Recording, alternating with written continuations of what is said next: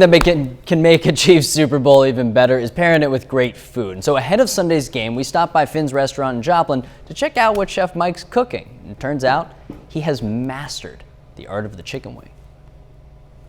The Super Bowl is coming up, Mike, and that's why we had to come to you, my friend, because if anybody knows Super Bowl recipes, I mean, it's the dude rocking the Chiefs mask. So yes. Last year we made beef tenderloin sliders. Yeah, we did the beef tenderloin sliders, and those are amazing. I mean, and I'm probably going to have them again this year with the bacon jam and grilled. So if anyone wants to pull that recipe up or message me, I can give them that recipe again, or we can reshare it. But those are awesome.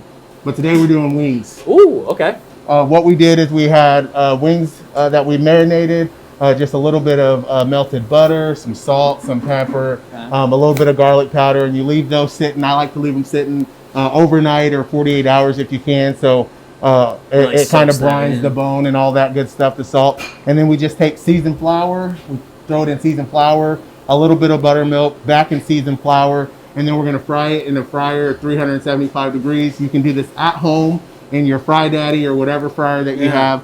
Fry them, and I just like to fry them to get golden brown, and then we finish them off in the oven, and then you get a nice, beautiful golden brown fried chicken wing. So always make sure you have your wings on a cooling rack or a baking sheet so that your wings don't get too soggy.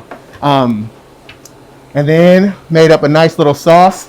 So this is Frank's Red Hot, nothing too fancy about it, but then I hit it with a rosemary butter. So heat it up over the stove. You can melt some regular butter in, but I like to do some rosemary. It has a little chopped garlic inside the butter. So you're gonna season your buffalo sauce.